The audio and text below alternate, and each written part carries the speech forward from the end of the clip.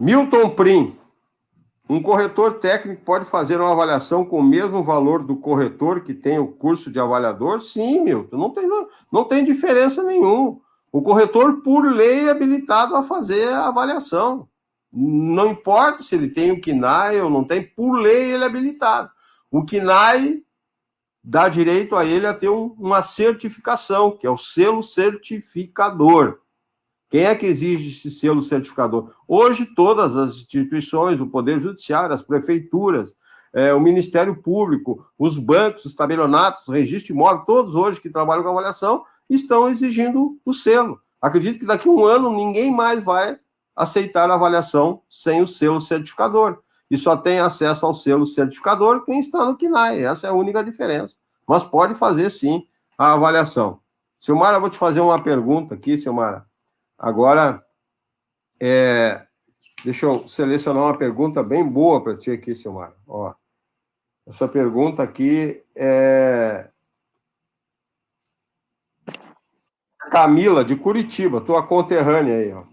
Eu fico um pouco insegura para avaliar, para chegar no valor. Me pergunto muitas vezes, está realmente dentro do valor de mercado? Vejo meus colegas mais experientes, eles fazem com segurança. Fazem o trabalho com pesquisas, amostras, tabelas, mas eu fico insegura. Isso é normal para quem está começando? É a pergunta da Camila Curitiba. Oi, Camila, obrigada pela participação. E a primeira coisa que está correto, você fica se perguntando, fica naquela dúvida, que bom, sinal de que você quer fazer um bom trabalho, né? E é óbvio que quem está começando não tem a experiência. Você está trabalhando 1 ano, 2 anos, você vai adquirindo experiência com o tempo. Claro, estudando muito também. Não adianta você só ter... Você está ali, tem gente que tem 20 anos de mercado, mas o cara nunca fez uma avaliação de imóveis, nunca tentou aprender nada, nunca se atualizou. Então, conhecimento, pesquise, estude, pegue fontes seguras, faça algo que seja diferente do que a mesmice. E, no decorrer do tempo também, faça parceria com quem sabe um pouco mais do que você vai aprender na prática, procure sempre estar envolvida com isso, que daqui 5, 10 anos, você vai olhar para trás e vai ajudar alguém que está começando também. Então, a insegurança é normal. O professor sabe muito bem disso, né? Quando nós estamos começando, sempre fica aquele desespero. Nossa, mas eu fiz as pesquisas, será que está correto? Será que não está? E você vai pegando o jeito da coisa. Você vai ter 30 anos de mercado, vai sempre surgir alguma dúvida. Isso é normal, mas você vai pegando cada vez mais experiência. Tem uma pergunta aqui, Ricardo Brajo. Quando me deparo com uma área rural na qual não se tem nada parecido ao seu tamanho na região, para se fazer uma comparação com 1 metro quadrado, como proceder? Ricardo, provavelmente a área rural vai ser hectare ou alqueire, ou em alguns locais ainda tarefa, não vai ser metro quadrado. A área rural se trabalha nessas unidades, ou hectare, ou alqueire, ou tarefa. Tu vai ter que procurar imóveis rurais. Eu já acabei de dizer que é difícil a pesquisa, é mais complexa, mas não é impossível. Tem o INCRA, tem a Emater, certo? Tem as agropecuárias, tem os proprietários, tem os corretores, tem os especialistas em imóveis rurais. Alguns estados têm Secretaria da Agricultura, que tem o valor do hectare por tipo de terra, se é terra mecanizada, para lavoura mecanizada, se não é. Então, tem que fazer uma pesquisa ampla, não adianta. Não podemos avaliar sentado em casa. Nós temos que ir ao mercado, tem que perguntar. Nós vamos ganhar 10, 15, 20, 30 mil reais para fazer avaliação, tem que ter suor, tem que ter determinação, perseverança no mercado, perguntar, questionar, é isso que nós temos que fazer.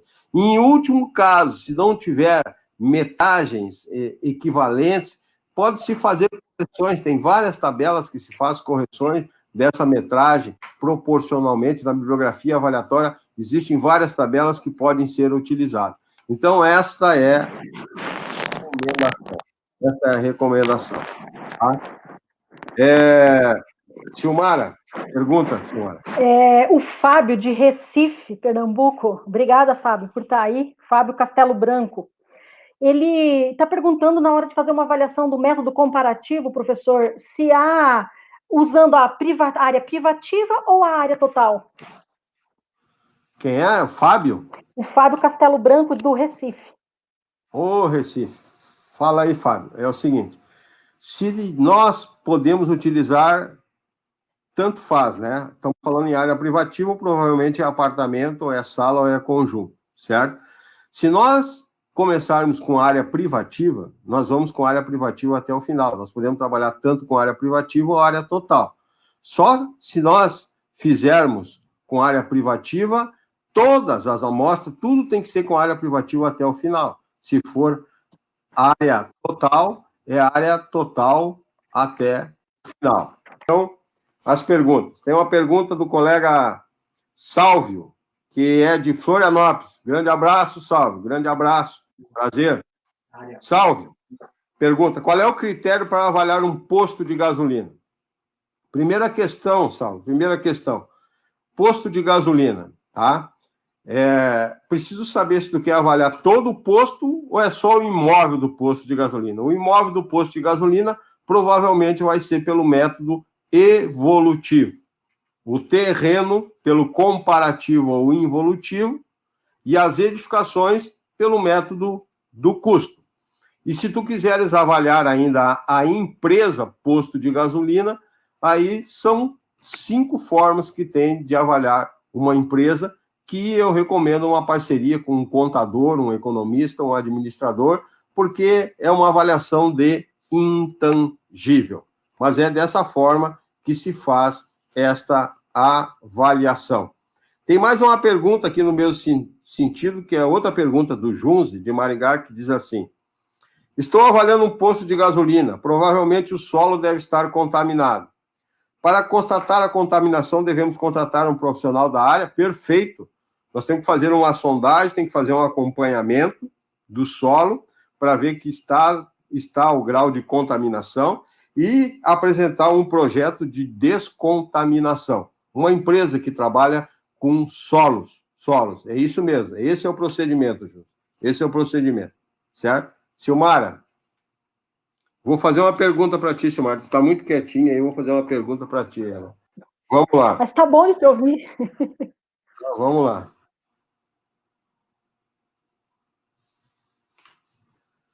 Estou procurando uma bem boa aqui para ti, tá? Então vamos lá. Vai com calma, se não souber, eu passo ao professor. Nada, vamos lá. Aqui, ó. A Daniela Navegante já foi, deixa eu ver aqui.